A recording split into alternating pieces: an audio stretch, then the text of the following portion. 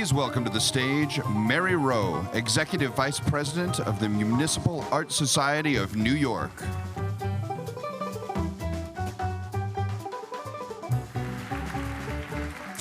Hello, thank you very much. Hello, you're a responsive group. I'm very pleased to be here, and I was just saying to the chair of the trust, what a wonderful, wonderful leadership role this organization plays for those of us who are toiling in the vineyards in communities and cities around the country. To have this kind of leadership from them and this kind of venue annually, wonderful. So I'm going to talk to you a little bit about the work we do, and then I'm going to be joined by very knowledgeable compatriots who will fill in everything that I said wrong, thank goodness. MAS is one of the oldest civic organizations in the country, founded in the Victorian age, 1893. 122 years old, and we were the early preservation organization in New York that then led to many of the kinds of approaches that we have across the country to understanding the intersection between place and people. And the mission of the organization is this: to inspire and educate and empower New Yorkers to engage in the betterment of our city. And we ground that in the physical city, the spatial city, the way it's actually planned and the land is used and it's designed. And we've been at this, as I suggested, for a century, and some of the things that you're most familiar with are things like Grand Central, that we were able to be successful in making sure it wasn't demolished. And now this is one of the great iconic aspects of New York City, but known around the world as one of the wonderful places where all sorts of things can occur. It's a transportation hub, it's also a commercial hub, it's a social hub. Lots of people in New York say, I'll meet you at Grand Central for a drink. It's one of the things we talk about. You want a place where people say they want to meet. And we carried that campaign. We missed this one. This is one of the sad things. Penn Station came down in New York, and actually what led many folks to be concerned about this, that we were letting industrialization and different kinds of development actually take down some of the important aspects and fabrics of the city. And so Penn Station came down, and it now looks like this. I don't know how many of you have come through Penn Station. It's not exactly the highlight of your experience in New York, and it is the most trafficked transportation hub in the country. It feeds the whole northeastern corridor. It is grossly inhibited by the way in which it was really not designed and planned, and it has an athletic facility sitting over at Madison Square Garden, which makes it very difficult for us to be able to improve the efficiency of it. It now serves 3 times the daily population of commuters that it was intended to. But also the neighborhood around it suffers as a result, because at Madison Square Garden has to be there with the way it's structured. The pillars below it and make it impossible for us to adjust it, and the neighborhood around suffers. And so one of our current campaigns is to actually talk about how Penn Station needs to be renewed. I'm going to show you a slide later. The other piece is Times Square. Many of you have been reading about this more recently, about some of the debates about how public space is actually being deployed. We feel in New York that we're kind of the bellwether of a lot of these issues, that many other communities experience versions of these kinds of struggles. When they happen to us, they happen to get in the front of the newspapers. But Times Square is one of those great contested spaces. And we were the ones that advocated to make sure that the lights stayed on and that it was an iconic place that we felt was valuable. So part of what I want to talk to you about is MAS being a century old, one of the early voices for historic preservation, and how do you take that kind of legacy, that kind of established reputation, and move it into the 21st century so that you're not seen as just organizations that want to keep things back and prevent change from happening, but you actually want to propel forward and talk about how you build on the basics, the existing fabric, and strengthen it. And of course, who do we rely on but Jane Jacobs, who talked again and again about why old buildings are so fundamentally important to the future and to the way in which the city evolves, and that new ideas have to use old buildings. So more recently, in the last 10 years, we've been involved in discussing with the city of New York, with the city government of New York, how zoning actually is affecting the fabric of the city and how it's changing. There's been lots and lots of activity in New York to upzone, to be able to make more density happen and more mixed uses. And for us in East Midtown, that meant, when that proposal came through, that there wasn't actually the time being taken to look at the existing assets and to look at what the preservation strategy needed to be in that neighborhood. So again, we don't want to hold change back, but we wanted to recognize that Class B and C space actually enables all sorts of different kinds of activities in a neighborhood. And if you're going to upzone those neighborhoods and create incentives for more and more new development, you lose not only the aesthetic appeal of the neighborhood and the kind of ways in which things fit together so uniquely in cities like New York, but you also lose that affordable space that is where new things can happen, where small startups can occur, where artists have traditionally been able to operate, and where local retail can get a foothold. So we started in East Midtown, and that continues, the debate continues. And as one of you, this slide talks about another aspect of pressure that's going on in New York, is what we're talking about, the rise of the monoculture. This is the skyline 5 or 6 years ago, looking from Central Park back. And I don't know how many of you have been tracking this, but over the last few years, because of the merging of global capital coming into New York and the enhanced technology that allows you to go tall, tall, tall on a building in a very short, small footprint that we wouldn't have anticipated when the zoning was established here. This is all as-of-right zoning. So as a result, all of a sudden, we have these very, very thin towers going up. And so we have districts in the city that are, in our view, threatened to become monocultures because the only kind of activity, real estate activity you'll see there are high-end residential or potentially Class A commercial. So West Midtown, the other side of the Manhattan Island, which is where Penn Station is, and this is our famous Madison Square Garden, which you can see the neighborhood around it has not exactly thrived, let's say, when this activity has been predominant there. And what we're suggesting is that if you were able to free Penn Station up and take the existing asset and move it, then you could potentially unlock all sorts of value and continue to create a kind of heterogeneous, diverse mix of uses and buildings in West Midtown. And this is a diagram showing you specifically where Penn Station is and where we're suggesting we need to consider it to move. The other thing that's happening in terms of Manhattan development is those black buildings on the west side are Hudson Yards, where we're going to introduce into New York City over the space of 2 decades, the population of Minneapolis is going to come and begin to live in those new neighborhoods, just above the High Line. Do you know where I mean? And so it's going to be an extraordinary infusion of people, and whether or not we have the infrastructure that's ready, and how do we make sure that, basically from MAS's point of view, how do we make sure that West Midtown continues to be a mix, a rich mix of local retail and innovative startups and new businesses and older established businesses so that it doesn't start to look like a monoculture. That's Hudson Yards. Those are the renderings of what those towers will look like. And you can see that we still have in New York all sorts of a varied urban fabric. And we want to maintain that. We want to make sure that we densify, obviously, because we have more and more population and we have more and more needs, but we don't want to lose that kind of fine-grained, granular urbanism that allows us to continue to incubate ideas. We have a couple of famous economic districts in New York City, the Garment District, the Flower District, the Jewelry District. These are all they started as immigrant businesses. They continue to employ large numbers of people on the first floor, second floor, third floor, fourth floor, and they are places that continue to have all sorts of nascent value, peacemaking, different kinds of capacities, craft capacities that are in fact part of the new economy that's emerging, part of what we talked about this morning at an urban entrepreneurship session, that the economy is we're still able to make things. We still are making things, and entrepreneurs still look for opportunities in cities in America, and particularly in New York City. But it's not the way it once was, but it doesn't mean that we want to lose this capacity to be able to get something on the second floor, walk it down, go 2 blocks over, and find somebody on the ground floor who can use what I just made on the second floor. We're trying to figure out how do we do that in a competitive real estate environment.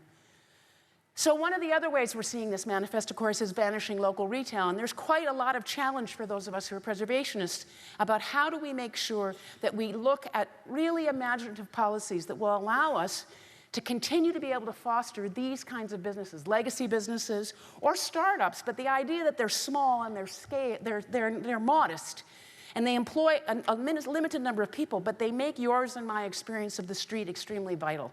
And so it's not just about the economic piece, it's about the experience of place and the fact that we all live in cities and communities where our neighborhoods are so important. And one of the reasons they're important is because they're unique. And so we're seeing increasing efforts to try to get policymakers to be really imaginative about this. How do we actually retain these local businesses? Does that mean we need a formula retail policy? Does that mean we should look at different kinds of incentives? Should we have different rules around commercial leases? These are all the kinds of things that we'll talk about, because a lot of this activity takes place in older buildings that are more affordable. Also part of our discussion, just so you can get a sense of how MS is framing this, has also been to talk about what we refer to as the civic commons. That the reason you and I move to a city is because we want to have some kind of an experience we can make happen together that we can't actually have happen by ourselves. And so we That's what cities do. They enable that kind of self-organization. And that's very dependent on the structures and the ways the streets interact, the way the public space interacts, but also the way we interact in private spaces, lobbies, different kinds of ways in which buildings are designed. And so we started a discussion last year saying, let's reimagine the civic commons, because we know people are still, they still have the instinct to come together, but they may not be coming together the way they once did. So they might once have used a church in one particular way, church hall. They might now use a co-working space, or they might use part of their library, or maybe it's a maker space, or maybe it's a club, or maybe it's a public park, or maybe it's the local social assistance office. It may be any number of things, but the idea that we wanted to start is to have that conversation. How do we create the civic commons? And so we started to have conversations, which we did with the support of the Knight Foundation around the country, to say, what does the civic commons look like for you? And it's quite different city to city. But what it shares is this sense that living in a collective environment, no matter what the scale of the city is you're extremely dependent on serendipity. You're dependent on being able to encounter someone who's not like you, who is different from you, and who has something different to offer. And that's what the role of these places that you've been spending your careers preserving often play, is they play that kind of opportunity to take me out of my own particular narrow experience and have an interaction with someone else. And so we started to have that conversation and say, well, maybe it's in a post office. This is one of the post offices in the Bronx, and as we know, because postal services are changing and information technology is altering that industry significantly, these post offices now no longer need to have the kind of huge footprint that they have. But in the case of this one, with these gorgeous, you can see them, but they have gorgeous murals above them, just after the WPA mural period. This is a situation where the post office can't afford the real estate, doesn't need the wickets anymore, and so it says to itself, how do we actually transfer the ownership of this property because we can't maintain it to some other entity? Well, in this case, a developer has bought it and is working with a designer in a very imaginative way to continue to play that kind of civic hub role, even though it's owned privately. And they're going to maintain these murals, even though it's owned privately, that they could actually create a new kind of civic commons there, so that we don't have to maybe be quite as hung up as we have been about who actually owns the building, if the use can be stewarded in a way that we think it delivers the civic benefit. And this is worth seeing. It's in the Bronx at 163rd and the Grand Concourse, and is in the process of being redeveloped. It'll still have a couple of wickets, but it's becoming something quite different, with a market space and some community space, and all being co-developed by the owner of the building, the developer, the architect, and the community, and the borough president's office. This is another example where a particular kind of intervention can really spark a much broader conversation beyond the building. This is the Old Bronx Courthouse. It has been owned privately by a developer, real estate owner in New York for 3 or 4 decades, had sat pretty much dormant, and along comes that wonderful organization, No Longer Empty. I know Naomi's here.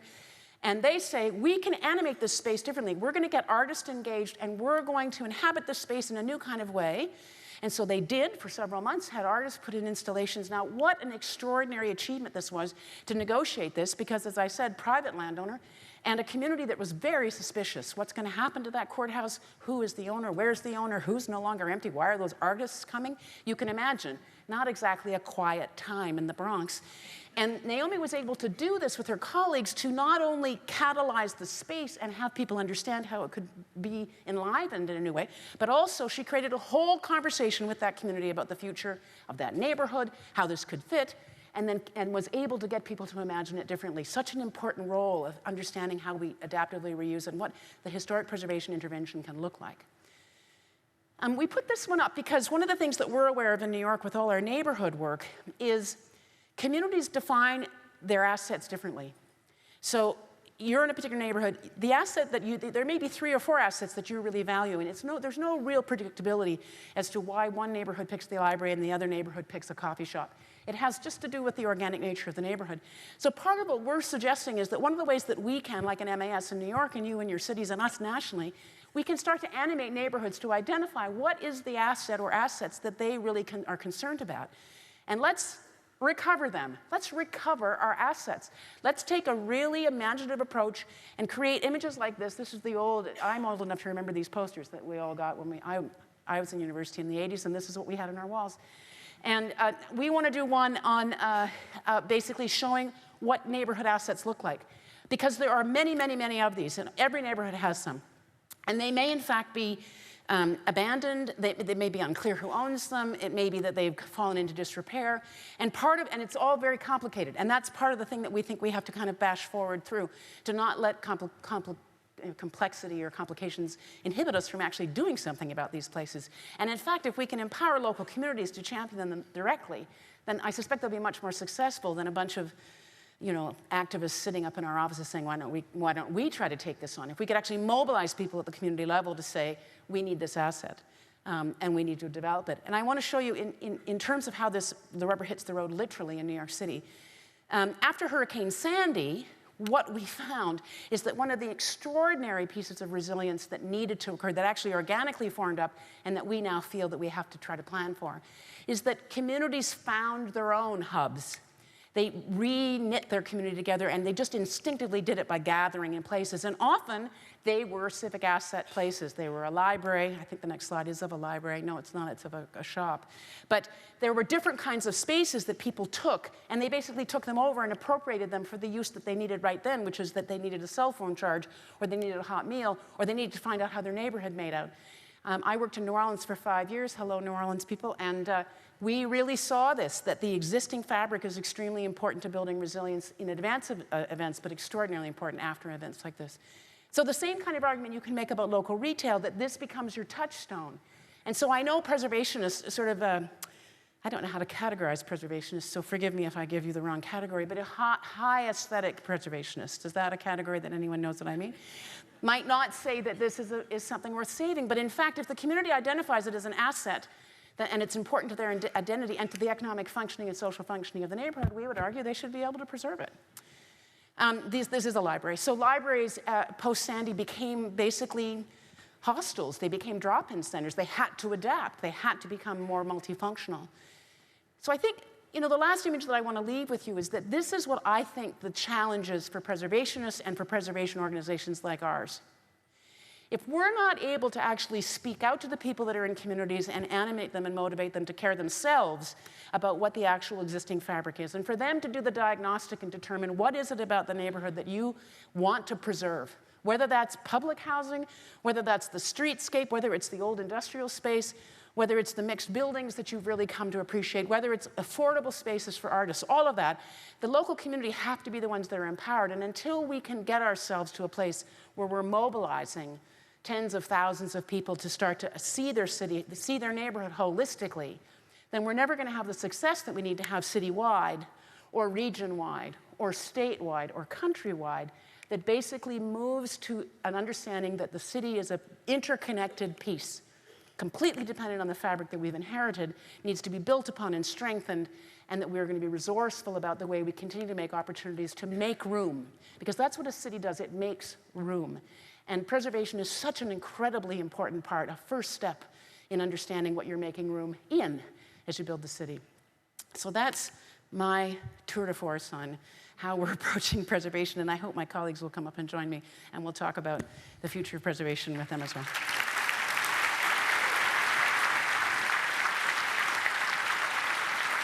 And now, please welcome to the stage our session moderator, Jim Lindberg, and our TrustLive responders, Recio Harvey, Marimba Millions, and Lorenzo Perez.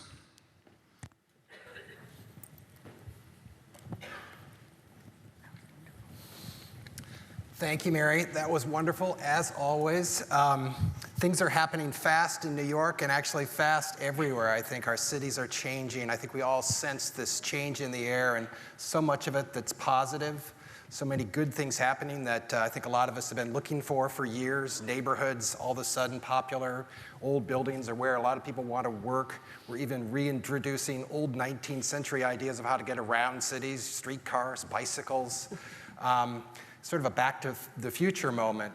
But in so many good things. But also I think you've raised some challenges for us, and thank you for that.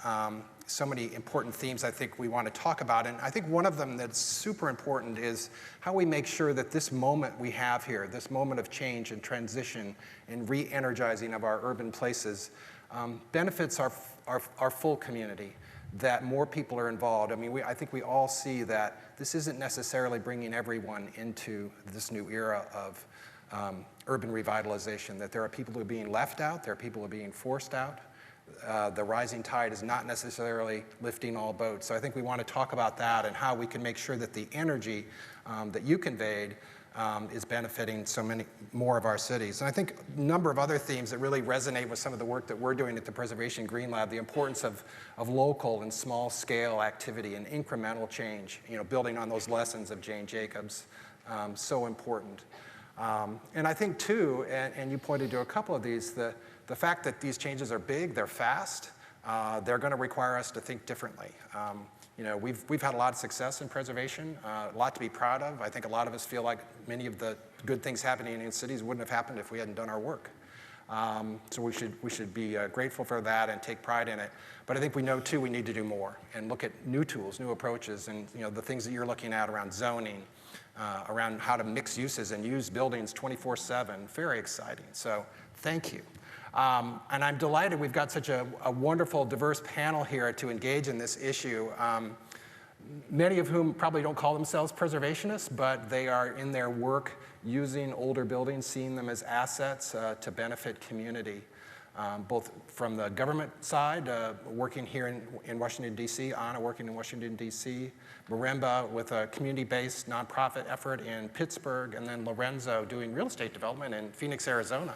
Good stuff there, way out west, to bring back community around older buildings. So I thought I might just start and ask each of you if you could just say a few words about what you see as the role of older buildings in achieving the success that you're looking for in your work. How are older buildings important to your work and contributing to your success? And maybe I could start with Anna here in DC as our local host. Yes, thank you. And welcome to Washington, D.C. I think you find it lovely and exciting.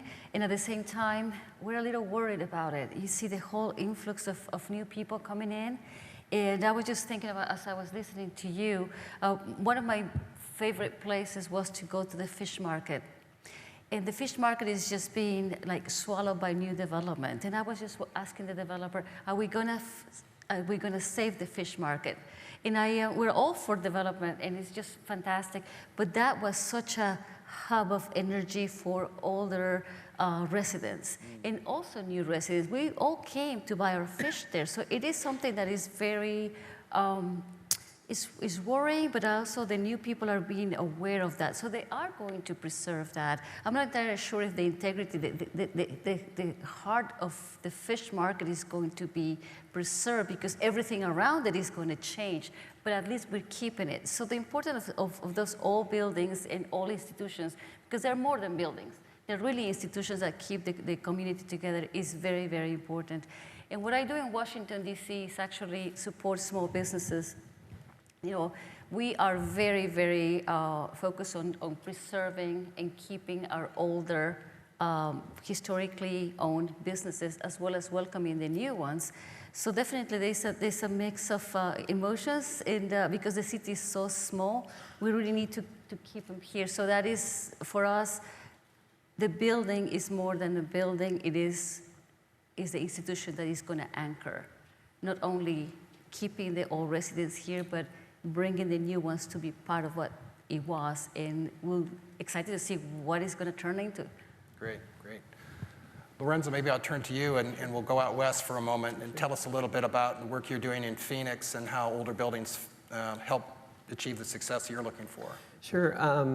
For us, in Phoenix especially, we're known for commodity development, soulless, sprawl. And for us, it's an opportunity to sort of celebrate our assets and look at them in a new way. We had a demolition culture for a long time. We've got a strong local business movement. It's an accessible place. So they fill a variety of roles. They're opportunities to build, connection to place and civic pride and engagement. And that's sort of the space we're playing at that fine-grained level.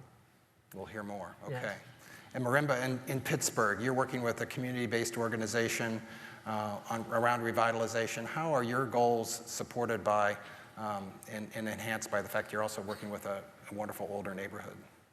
Well, I think as it relates to your question around older buildings, I think that older buildings play an important role because they connect us to place psychologically and emotionally.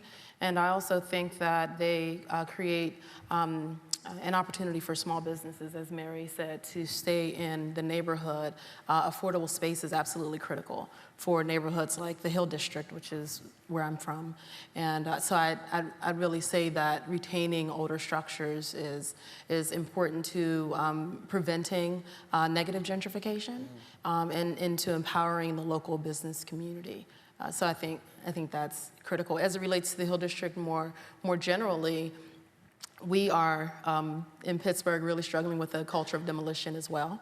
And I'd say that, I call them missing teeth because you have these, these blocks of structures, and then you have, maybe 3 structures and then 2 vacant lots, and 1 structure, 4 vacant lots.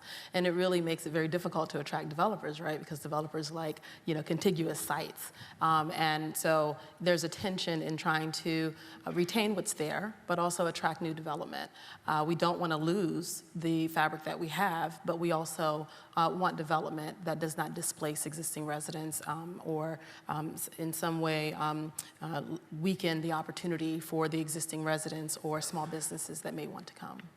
So this challenge of sort of balancing the interest in our cities and our neighborhoods and attracting new investment, but also holding on to the things that we think are valuable, and that's not just the buildings, but it's also, as you are saying, the businesses, the local connections. I'd like to just sort of explore this challenge of small-scale development and how to encourage small-scale enterprise in an era when there's a lot of pressure for very tall, very big, very fast. And Mary, maybe I don't know if you want to add a little bit from your experience in New York, some of the challenges you're seeing there in that marketplace, and maybe some of the ideas that are coming out. It's just, such a huge challenge.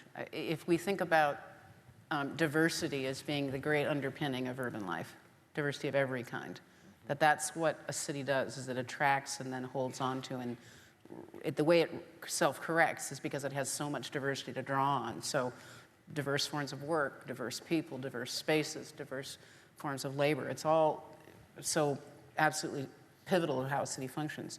And I think that the difficulty is that global capital, sort of the merging of global capital and as I suggested, this interesting technology challenge that's sort of, and the fact that things are moving so more quickly. I think it means that government regulation may not be able to keep up. In fact, I'm sure it is not keeping up with the pace of the market or trends or technology. So this is a bit of a, this is not for the faint of heart to think through. We may have to think about other ways to do this, because it takes so long to get public legislation changed and thought out. And invariably, you create a zoning regime, and then you find out within not a very long period of time that it was actually wrong because things changed. So I think there are smarter people out there than me who are doing really interesting experimental thinking about, are there other ways to introduce some kind of limiting factor into neighborhood planning that allows competing uses to coexist, but isn't so bureaucratically onerous that it dullens the market or discourages things. And in a city like New York, we're never going to get approved some draconian, elaborate thing. We're just never going to get it through the legislative hoops to have it approved in the first place. So we've got to be thinking really imaginatively, are there other ways to structure deals, create incentives, support different kinds of mixed use? Because I don't think there's probably anything more important for those of us that are urbanists than maintaining diversity of use. And so isn't that, I'm not remotely helpful to you, because we do not have the magic bullet in New York City. It's a constant thing. And that's why I'm appealing, motivate people. Because what's happening in New York is that you're hearing people suggest, I don't want to just see one kind of development in certain neighborhoods in New York. I don't want to just see high-end residential for billionaires that are only there a short period of time. It's not that we're against height, it's not that we're against billionaires, but it's just, you don't want a monoculture of billionaires either, you want a mix. And I think it's a... So how to maintain diversity of place and of use? I mean, look at just, if I just respond, I mean, you heard enough of me, so I won't say much more, but, if you look at entrepreneurs find a way to get to, they will not be banished from much of anything. They find their way in, right? And so same with artists. artists and entrepreneurs are the really resourceful improvisers in our culture. So I think, to my way of thinking, let's just find ways to encourage those actors, those agents of change to get into neighborhoods, and then I think we're going to find a way that's going to manage to eke out new solutions, and that they won't let a monoculture take over. So let's hear from DC or Pittsburgh or Phoenix about how to attract and encourage entrepreneurs and bring them to older neighborhoods and older buildings. Have you all seen that work? Successful examples? What's encouraging that or discouraging it? So for Washington, D.C., I think it's just the magnetic pull of being in the District of Columbia in Washington, D.C. that tracks, very much so. So it's a little bit of a two-edged sword, because it's just the fact that Washington, D.C., but it's only a small city. So we have a case in one neighborhood in which now we have a saturation of restaurants.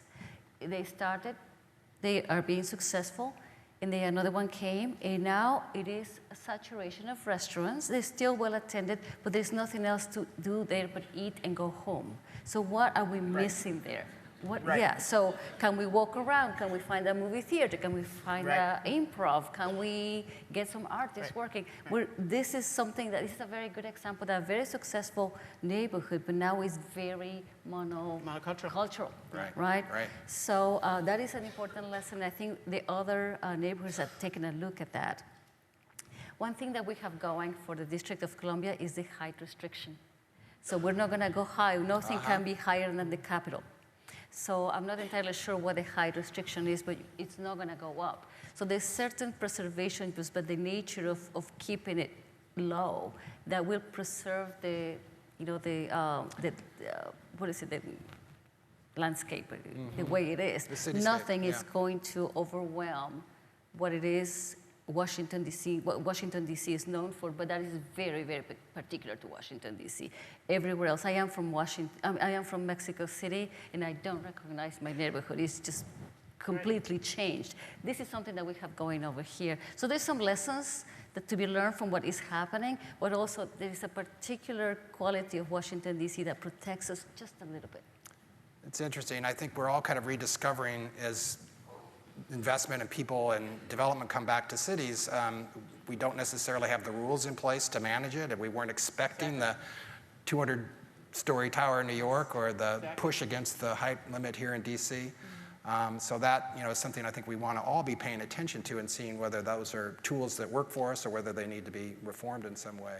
And I also think that that's a great point about the challenge of maintaining diversity. 100 bars does not a neighborhood make. Or 100 sushi restaurants. I mean, we've all got versions of this. I love this DC. They've got the height limit because of the Capitol. We're just asking in New York for City Council to pass a moratorium and then require public review for any building over 600 feet. Oh my God, you'd think we'd said pull the coast back. That's just... Somebody said to me, but this is America. So, yes. Okay then. All right, well, speaking of different political environments, let's go out to Phoenix for a second here and talk about policies there, and also, Lorenzo, a little bit about your work in creating places that are diverse and mixed use. Sure. You've done some innovative things. I think just playing on what we were just talking about, what's attracted entrepreneurship in the Phoenix area is a few things. One is public policy. We've got a really comprehensive adaptive reuse program that's had tremendous impact. I think 80 businesses opened alone in the city center in the first 5 years, saving the average business owner $16,000 in 4.5 months to get into their C of Os. So tremendous impact. I think, everyone knows Phoenix got hammered in the recession, and a lot of people were out of work. And so a lot of entrepreneurial activity happened out of necessity. That combined with the unveiling of a major transportation investment in the light rail system has been incredibly successful in stimulating redevelopment along the TOD, the transit-oriented development line. And I think a variety of sources or influences are stimulated things. With people being out of work and such dark times, we saw a total increase in a need to connect with others on a social and emotional level. And as I keep telling my peers in Phoenix, it was probably the best thing that ever happened to us because it allowed us to take a breath, step back, and evaluate what we were doing there. And what we were doing there wasn't sustainable or very appealing. And so now people are really valuing this sense of place in older, smaller buildings. And we're doing really creative stuff with the pretty basic buildings that we have. We have a strong indoor-outdoor climate, allows us to do really interesting things with buildings that are transformative and open up to the outdoors, and really celebrate our mid-century heritage, which luckily has been able to avoid the demolition. We lost a lot of our early 1900s buildings, but we're valuing those, and I think it's kind of fun to play. And that was the opportunity we saw and launched our business in 2008 to go play in the smaller, to sort of challenge old paradigms and test convention. And it's been really fun out there. And a lot of entrepreneurs are following suit. Let me ask you a little bit more about the adaptive use ordinance in Phoenix and how that what that is and how it's helped your projects. So for us, it's changed a few times, but it's been so successful. Now it's for buildings 25,000 square feet and smaller. And I think they've raised the age limit. It used to be older, but now it's as much as 2,000. They have to be older than the year 2000. And we're a young city, but we had so many buildings that were vacated, especially big box retail and stuff like that, that a lot of the chains pulled out. So what do we do with this stuff? So that's what prompted this expansive, and it's also citywide for the most part, concentrating in some infill areas. But we save about $7,000 right off the top. You get incentives to use towards plan review, permitting. And if you're opening a small pizza shop or a hair salon in an old house, that's pretty significant, especially in the smaller projects. So that's been excellent. The City of Phoenix has complemented that with an Office for Customer Advocacy, which helps you navigate that bureaucracy. And my first project I did in 2009 was brutal. We redeveloped an old 1940s strip center with restaurant, boutique retail, abutting a historic neighborhood. And the old model was just unload on the developer all the reasons why we couldn't do what we wanted to do that was creative and stretching. That has changed. Today you have a customer advocate who walks your project through the minutia of city departments. I was telling Jim earlier that we have such a good relationship with them that we can call when we're looking at sites or other developers. It's also been good that other developers are helping each other out. As we've navigated these projects, we're coming to support each other. And we find that it helps on many levels, getting through city council or village planning committees and stuff. We try to help each other out. But I think that that's such a great example of a city that's looking to try to make sure that its policies are supporting the things that they say they want. They say they want small business and entrepreneurial activity, and they're trying to make it easier for that to happen and supporting it. I think that's so important. Marimba, let's talk about what you're doing in Pittsburgh, because it's an interesting example where you're working in a neighborhood, correct me if I get my geography wrong, the Middle Hill and the Upper Hill district with a great historic fabric, but some challenges and a legacy of loss that is in the neighborhood where there was a large-scale demolition. And so you're trying to really understand from the past and some experience there and make some decisions in the future that would support more incremental, locally driven development of an urban neighborhood. Sure. It's very exciting. I'd say, one, it's very fascinating, the model you just talked about, how someone will help you on the government side walking a project through, right? That's oftentimes tough for the community side, right? We kind of come up with these plans and these visions at times, and sometimes they're adopted, and sometimes they're just kind of seen as, the community's aspiration, but not something that's implementable. Although we have worked very hard to make sure that our plans are implementable in the Hill District, a lot of communities don't necessarily have that same technical acumen or technical support. So I was just kind of imagining the day where, someone will walk our plans through, right? But at any rate, I digress a little. So the Hill District is a 600+ acre neighborhood that is very rich in history, best known for its very rich jazz heritage. The Lower Hill District, which is a site that was the site that was is the site of awful urban renewal planning, where highway was built and an arena was built in the late 50s. And that's a 28-acre site. Again, the Hill District is 600 plus acres. That 28-acre site, however, is adjacent to downtown. So it's the site between and the foot of our neighborhood that borders downtown. So when the arena was built and highways were built, we were cut off from the Commerce District. And of course, the neighborhood experienced great rapid decline. 8,000, businesses, residents, families displaced and moved into barrack-style public housing, and then others were moved outside of the neighborhood because there just was not sufficient housing. And so that specific site has recently been the focus of a community benefits agreement. We call it a community collaboration and implementation plan, in which the community negotiated over a period of 2 years, really 10, but we say 2 just because you can get your head around it, with the National Hockey League's Pittsburgh Penguins, the city government, the community, and the county to come up with a vision and an outline, I'd say a framework for what would be and would not be acceptable on the redevelopment of that site. The Pittsburgh Penguins were given the development rights for that site, so the community felt really strongly that it was important for us to be represented in the redevelopment, and that there be ownership opportunities and height restrictions and things like that to preserve not just, I guess, the historic sense of that site, but more importantly for us, I think, was so that we do not destroy the Middle and Upper Hill District as we are developing what will be a destination part of the neighborhood.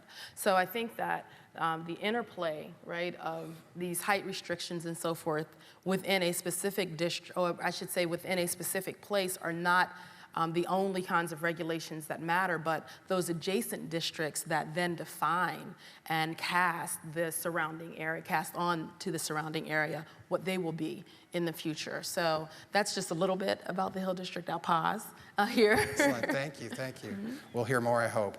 Want to pick up on another, I think, really important theme that Mary brought to us, which is this notion of the role of older neighborhoods and buildings in creating a civic commons, which I think is such a great concept, because it goes beyond the idea of public space, but the sort of shared space that we, I think, increasingly are talking about. We're sharing so much more of our public and private investments now than we ever did before. But I think the challenge remains how we make sure that, again, the whole community is thinking that way and feels a part of that. And I'd just be interested if anyone wanted to jump in with ideas about how we can take steps to involve greater percentages of our community in benefiting from this new interest and investment in our cities. Yes, I'd love please. to tackle that one. Yeah. So we recently came up with a Center Avenue redevelopment and design plan, which is our business district. And it was a planning process that fully involved the community. There was a steering committee that was established with community partners. It also included government. And we hired a design consultant to do the plan on our behalf. This is critically important. I was at the Equity Summit last week in LA with Policy Link, and one of the comments was there is no development that is for us that is not led by us, right?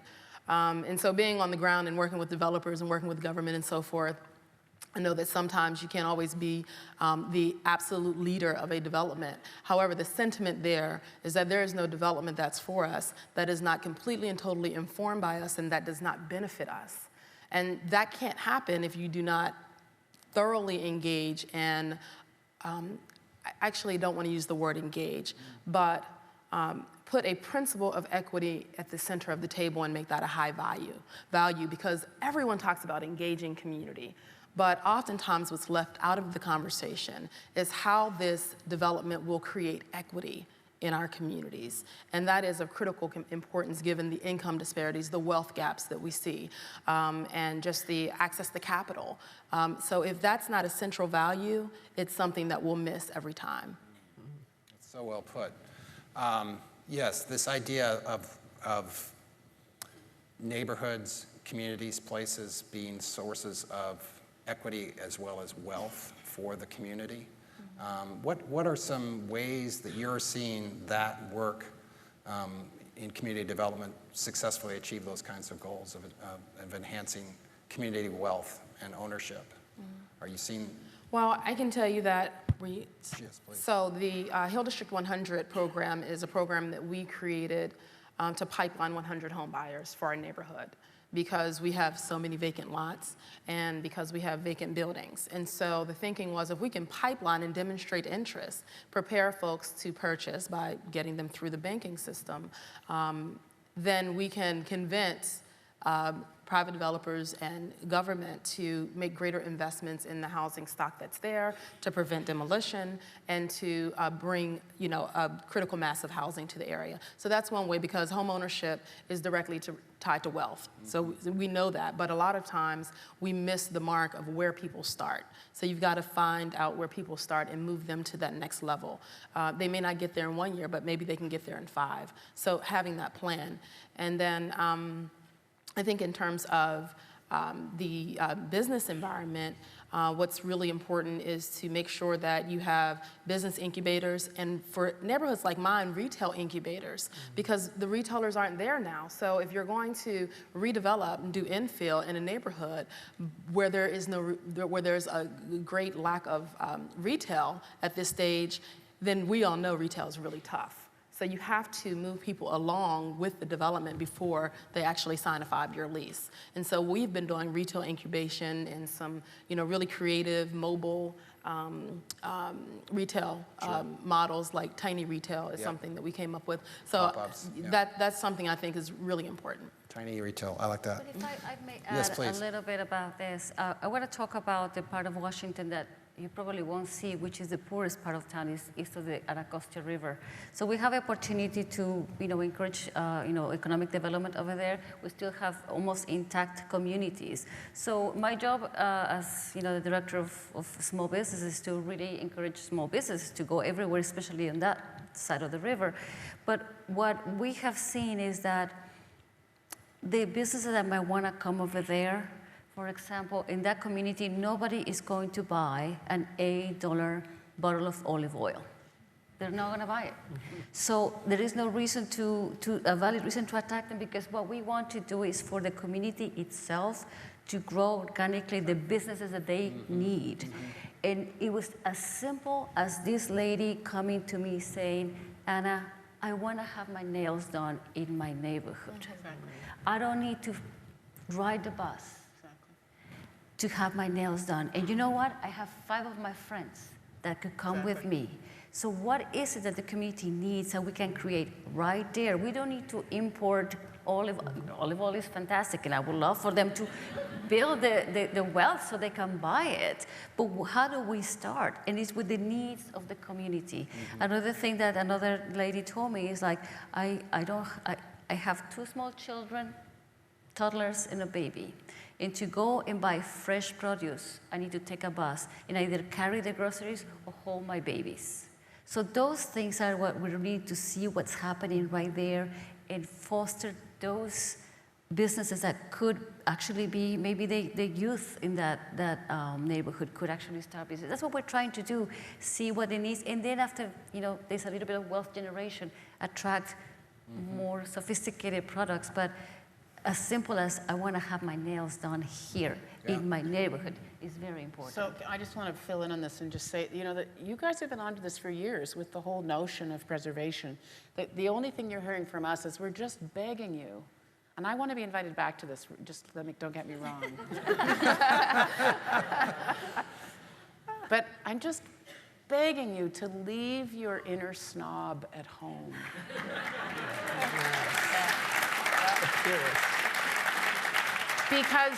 Because this is, I realize I'm going to say something else that'll make me even less popular, but I think that city building is less and less about expertise. It's democratizing. You and I, we instinctively know what works in our neighborhood, and we rely on people with expertise, planning and design and zoning experience and legal experience to inform that and help us shape our neighborhoods. But we know instinctively, your gals know what they want in their neighborhood. And we've for a long time sort of thought, well, no, we'll just relegate that to the experts who are going to decide. And I think that what I was going to say in response to your question about the Civic Commons is technology has democratized all of this, so that people with cell phones now, and I want to just be careful to be clear to say that regardless of income, most people have a cell phone. And in fact, we're looking at ubiquitous broadband, so it's going to become more and more accessible. If there's a piece of infrastructure we should all be championing, it's ubiquitous broadband. And then that's going to enable us to have much more agency to say, this is what our neighborhood needs to look like. And we have to kind of dial back all that critic voice that we've got going that wants to aesthetically weigh in and say, that's not worth keeping. We should check ourselves just to never say that. Because in fact, if we want to win the hearts and minds of people, that we have to talk about what matters to them and how they define preservation, and then we can inform that with the expertise we bring. But this has to be about empowering citizens to take back their communities and say what they want. That's great. Can I add to that? I just want to add to that. We had that experience with one of our projects. It was a property vacant for 6 years, and the owner lived in San Francisco and was directed to us through the city and asked if we would help facilitate community outreach. And that's what we did. And we learned, it was a big lesson learned for us as developer operators, was to go ask the community. We hosted a charrette on site and just listen, what's missing from this neighborhood? What do you want to see? Exactly. And they really set the foundational concept, and it made a lot of sense. It was missing, and that's what got the wheels rolling, got the city behind it, and it became extremely popular and supported, and to this day has acted as a community gathering space with food and retail and educational events, and it's just had a transformative effect, and it's now starting to branch out. But it all started with the community coming together and feeling they had a say in it. It's a great example, yes. Quick comment about the inner snob and also the relationship between communities and the broader preservation community. I'm not sure I can technically define myself as a preservationist with this audience, but I would say that the Lower Hill District in particular was interesting because the Civic Arena site, which some of you may have read about, which was what was developed that destroyed the Lower Hill District, was also an architecturally significant building and a historic building. And so what you saw was a schism between the neighborhood that really believes in preserving history and the traditional preservation community, because they wanted to preserve the architectural building while we were trying to reconnect to our culture and our history. So I think that's just something to think about in this work. Good one. Well, and I think too, as so many good things are happening, they're happening fast. We may need to let go of necessarily being able to manage everything to the nth degree and rely on the fact that most people are doing the right thing. They're doing good things, especially if we encourage that kind of small scale, incremental, locally driven work. And I think it's been really exciting to get to know the network that Lorenzo, you're part of, the small scale developers group, and which is a national network of folks who are just doing small projects and trying to sort of work their way into this business. And it's not necessarily people who have a lot of background in real estate or development or design, but just care about their communities, want to take on a project one at a time. That kind of thing that I think is really powerful across the country. Absolutely. Yeah, this group is through the Urban Land Institute, and started about 5 years ago. It was sort of an invite thing in the beginning, but it's been a wonderful platform to network with small-scale developers and practitioners all over the country and now outside of the country. And shared practices, lessons learned. We're working through challenges that we all face, from getting through communities, municipal headaches, but really one of the big things we're trying to figure out is the financing. I think with the older, smaller building and where our financial systems are, they're really catered to the big, the soulless. And so we're seeing a lot of innovation, and we're working with a lot of local community banks with local decision making. They're more vested. Alternative lenders like CDFIs. There's a great organization. LISC is one of our lenders. They're based out of New York, doing work in housing and community and economic development. And I think you're seeing a lot of disruption too with great organizations like Fundrise out of DC here, in crowdsourcing, crowdfunding projects where people are voting with their dollar on what they want to see in their neighborhoods. And it's pretty exciting times. We just have time for maybe one more closing thought from each of you, if I could. And if I could just ask each of you to share with us something that you think is particularly exciting and hopeful about the future of our cities from your experience. Anybody want to start? That they're thriving. I think they're thriving. I see everywhere, and there's definitely this urban renewal, and we have to be careful. We have to be careful that it is, we don't lose it. Sometimes it's very easy to get excited and lose our soul, right? So I'm very happy to see the city thriving. I'm really happy to see what is happening in Washington, D.C., and I'm happy to see that there is a movement to preserve it the way it is. So I'm happy about that. I'd say that I agree with that our cities are thriving. I think it's really just about how we manage this moment. I think that over the past 6 months in particular, I've seen a great spike in conversations around inclusion and diversity. I've seen conversations, and heard conversations rather, about race, which is really odd for us, right? We don't like to talk about those kinds of issues because they make us feel uncomfortable. And so I'm really encouraged at our efforts to broaden the conversation and to aspire to I guess, a collective agenda. That's great. Thank you. I'm extremely excited about where we're at in just the world with innovation and technology and all the disruption that's going on in every single industry. And I was just chatting with some of my partners about it. Like, where are we going to be in the next 5 years? And if you look at all the advancements that are going on and the demographic shifts, the ethnographic shifts that are taking place, it's exciting because old linear business models are starting to dwindle off, and they're being replaced with very forward-thinking business models. And as a result of that, new space needs, new neighborhood needs. We're seeing a whole bunch of different values coming to play, and I think it's going to be exciting to see where we land. Great, thank you. I think we'll close with those positive thoughts. Thank you, Mary, and all of our panelists. That was terrific. We'll continue the conversation in the learning labs that you'll hopefully be attending tomorrow, and beyond. So thank you all very much, and look forward to continuing the conversation.